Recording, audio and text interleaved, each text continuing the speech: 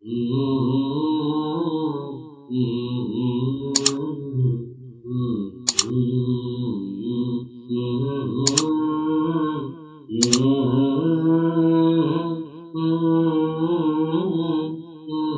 ونصلی علی رسولہ الکریم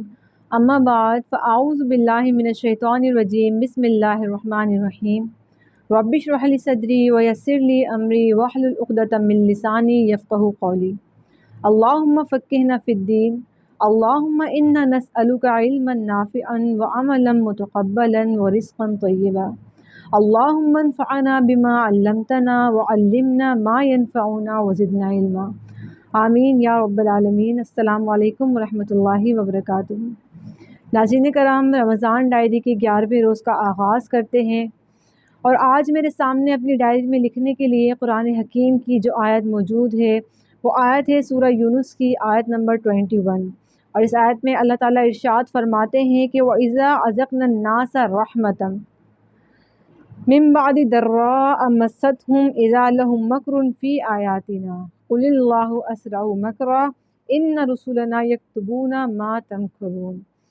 کہ جب ہم لوگوں کو اپنی رحمت کا مزہ چکھاتے ہیں بعد اس کے کہ جب ان پر کوئی تکلیف آ گزری ہو تو پھر اچانک وہ ہماری آیات کے ساتھ چال چلنے لگتے ہیں۔ تو آپ کہہ دیجئے کہ بلا شبہ اللہ تعالیٰ تدبیر کرنے میں اور چال چلنے میں زیادہ تیز ہے، اور ہمارے فرشتے وہ سب کچھ لکھ رہے ہیں جو چالے وہ چلتے ہیں۔ ناظرین کرام، اس آیت مبارکہ میں اللہ تعالیٰ نے ہیومن بیہیویئر کے بارے میں بات کی ہے، انسانی رویے کے بارے میں بتایا ہے کہ ڈفرینٹ سچویشنز میں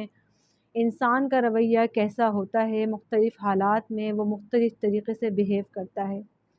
جیسے کہ اللہ تعالیٰ نے سورہ یونس کی آیت نمبر 12 میں بھی ارشاد فرمایا تھا، ہم نے پیچھے پڑھا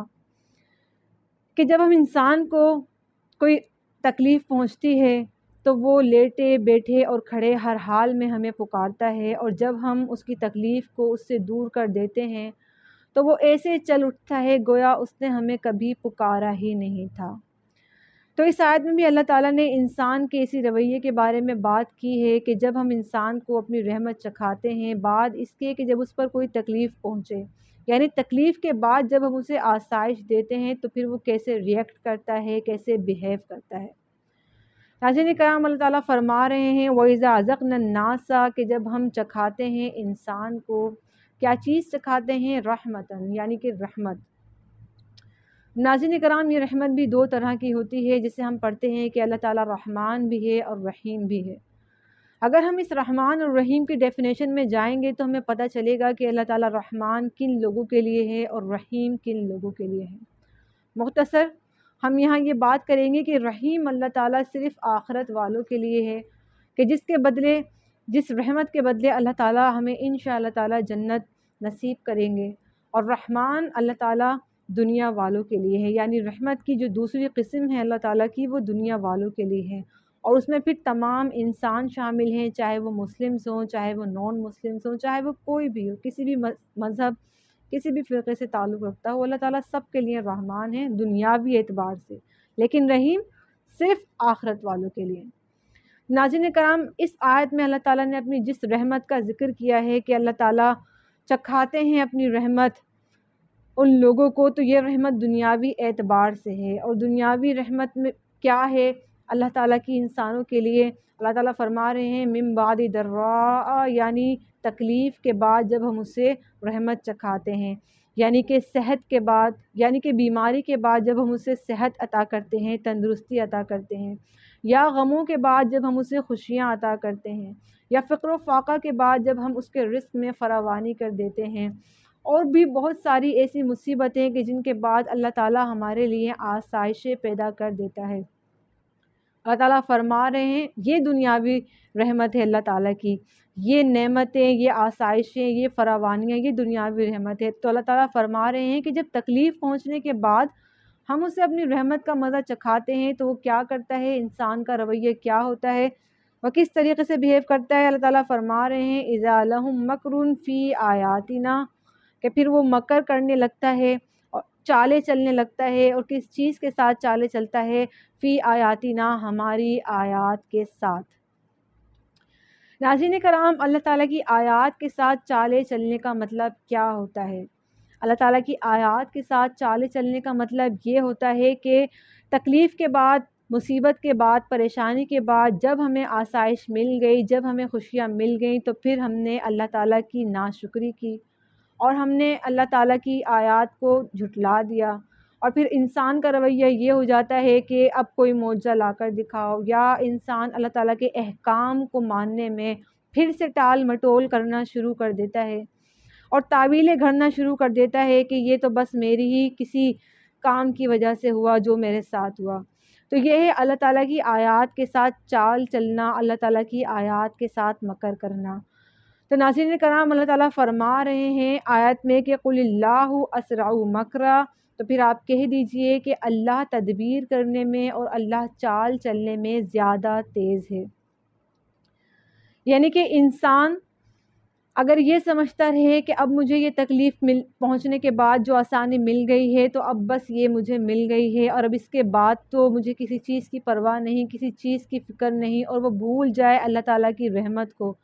جو اللہ تعالیٰ نے اسے عطا کی ہے، تو اللہ تعالیٰ فرما رہے ہیں کہ قُلِ اللَّهُ أَسْرَعُ مَكْرًا، تو پھر کہہ دیجئے کہ اللہ تدبیر کرنے میں اور چال چلنے میں زیادہ تیز ہے، کہ اگر تم بھلا دو کہ اللہ تعالیٰ کو تو پھر اس کے لیے کچھ مشکل نہیں کہ دوبارہ تمہیں پکڑ لے۔ اللہ تعالیٰ تو فوراً ہمیں پکڑ سکتا ہے، اللہ تعالیٰ کے پاس اختیار ہے کہ وہ ہمیں ہماری ناشکری پر، نافرمانی پر پکڑ لے۔ ناظرین کرام، اس آیت مبارکہ کے جو مخاطب ہیں ان میں اولین تو مشرک مکہ ہیں، ان کے لیے یہ آیات نازل ہوئی تھی، اور مشرکین مکہ پر کیا مصیبت آئی تھی کہ ان پر قحط سالی اللہ تعالیٰ نے کر دی تھی، خشک سالی کا دور آیا تھا، ایسا کہ بالکل قحط پڑ گیا تھا اور فاقے شروع ہو گئے تھے۔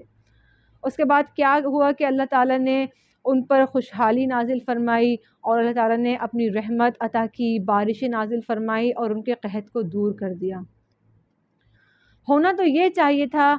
کہ اس نعمت کے ملنے کے بعد، اس مصیبت کے ٹلنے کے بعد وہ لوگ اللہ تعالیٰ کا شکر ادا کرتے، اللہ تعالیٰ کے سامنے جھکتے، اللہ تعالیٰ کی آیات پر ایمان لاتے، اللہ تعالیٰ پر ایمان لاتے، لیکن ہوا اس کے بالکل اپوزٹ۔ ہوا یہ کہ وہ لوگ اور مزید ہٹ دھرم ہو گئے، انہوں نے اللہ تعالیٰ کی آیات کو جھٹلا دیا، اللہ تعالیٰ کی ناشکری کی اور ماننے سے انکار کر دیا، اور اپنی ہی طرف سے تعویلیں گھڑنے لگے کہ اور اپنے ہی بتوں کو پوجنے لگے کہ یہ تو بس ہمارے ان بتوں کی وجہ سے ہوا، اور یہ تو اس وجہ سے ہوا، اور یہ تو اس وجہ سے ہوا۔ ناظرین کرام، حضرت عبداللہ بن مسعود نے کہا کہ اہل مکہ نے اسلام لانے میں، یعنی ایمان قبول کرنے میں بہت دیر لگا دی۔ وہ رسول اللہ صلی اللہ علیہ وسلم کے پاس آئے اور ان سے کہا، ابو سفیان آیا رسول اللہ صلی اللہ علیہ وسلم کے پاس اور ان سے کہا کہ آپ دعا کریں کہ یہ ہماری جو قحط پڑا ہے یہ ختم ہو جائے، تو اللہ کے رسول صلی اللہ علیہ وسلم نے دعا کی، اور آپ کی دعا کے نتیجے میں اللہ تعالیٰ نے اپنی رحمت نازل فرمائی، بارش نازل فرمائی اور ان کا قحط ختم ہو گیا۔ جیسے موسیٰ علیہ السلام کی قوم کا رویہ ہوتا تھا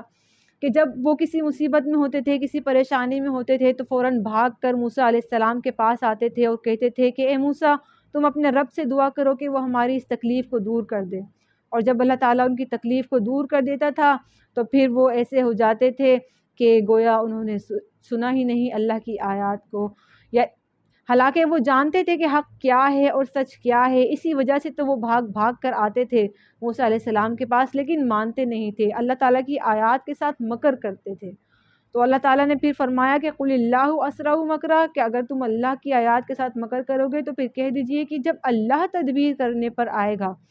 اور جب اللہ چال چلے گا تو وہ چال زیادہ تیز ہوگی، وہ تدبیر زیادہ تیز ہوگی۔ اللہ کی تدبیر انسان کی تدبیر کے مقابلے میں زیادہ تیز ہے۔ اور ناظرین کرام، مشرکین مکہ کے بارے میں تو یہ بات ہماری سمجھ میں آ گئی کہ انہوں نے اللہ تعالیٰ کی آیات کے خلاف چال چلی یا اللہ تعالیٰ کے آیات کے ساتھ مکر کیا۔ اب ہم اپنے آپ کو دیکھتے ہیں،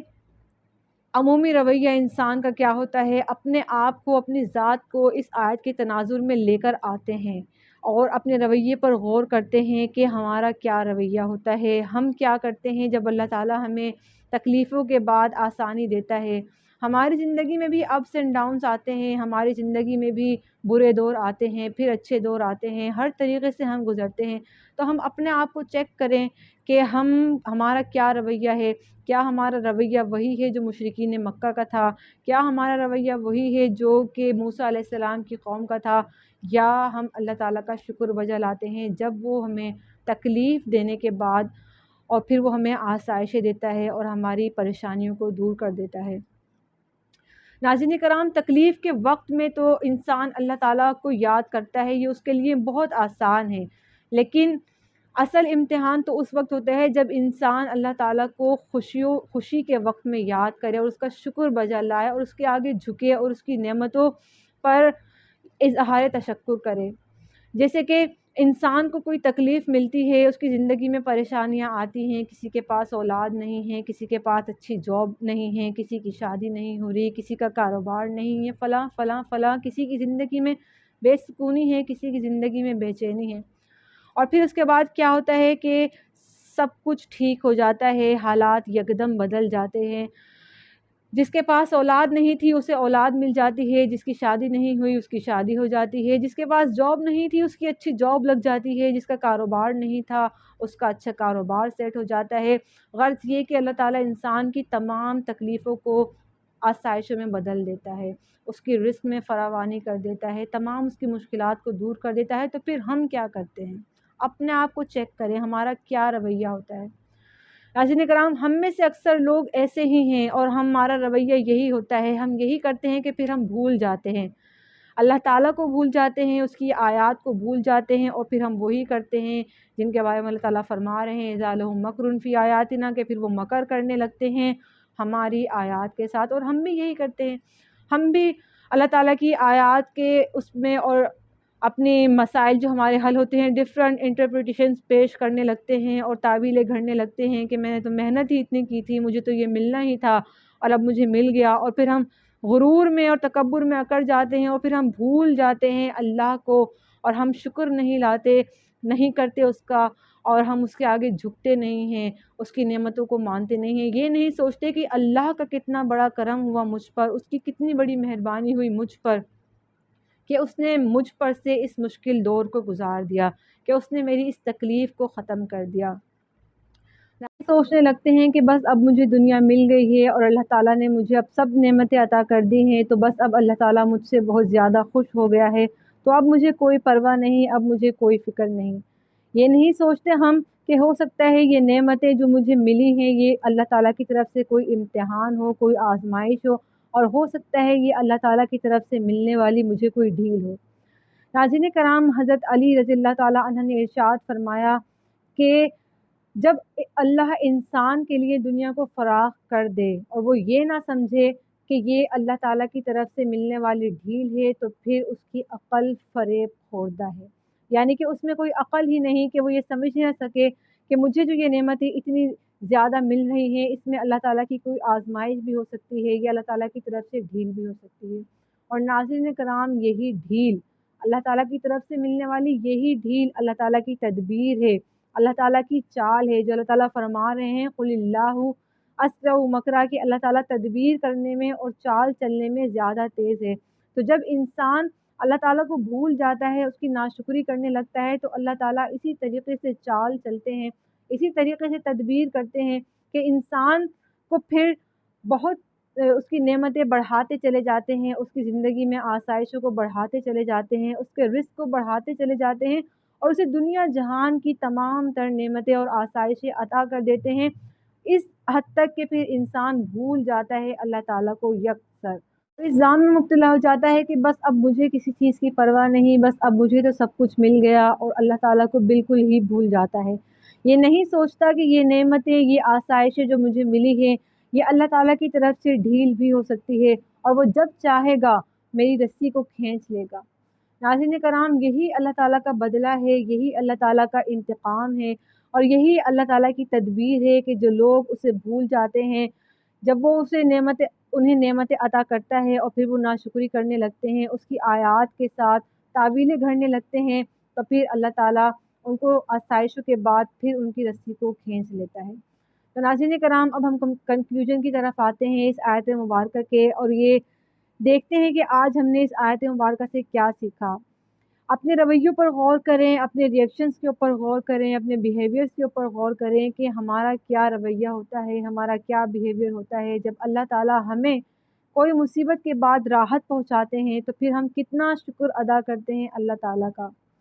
क्या हम अल्लाह ताला के आगे झुकते हैं, या हम मस्त हो जाते हैं और भूल जाते हैं अल्लाह ताला को, या हम अल्लाह ताला के बहुत ज़्यादा करीब हो जाते हैं और उसकी नेमतों का शुक्र अदा करते हैं, या फिर हम भी कुरैश मक्का की तरह और फ़िरऔन के लोगों की तरह या मूसा अलैहिस्सलाम की कौम की तरह अल्लाह ताला की आयत के ख़िलाफ़ खड़े हो जाते हैं। वैसे यही दुआ है कि अल्लाह ताला हमें अपने शुक्रगुज़ार बंदों में शामिल कर ले, और जिस तरीके से हम गमों में अल्लाह को याद करते हैं उसी तरीके से हम आसाइश मिलने के बाद और आसाइश वाले दौर में और खुशियों के वक्त में भी अल्लाह को ऐसे ही याद रखें। नाज़रीन कराम, इसी के साथ ही रमज़ान डायरी के 11वें पेज को ख़त्म करते हैं। व आखिर दावाना अनिल हम्दुलिल्लाहि रब्बिल आलमीन। अस्सलामु अलैकुम व रहमतुल्लाहि व बरकातुहू।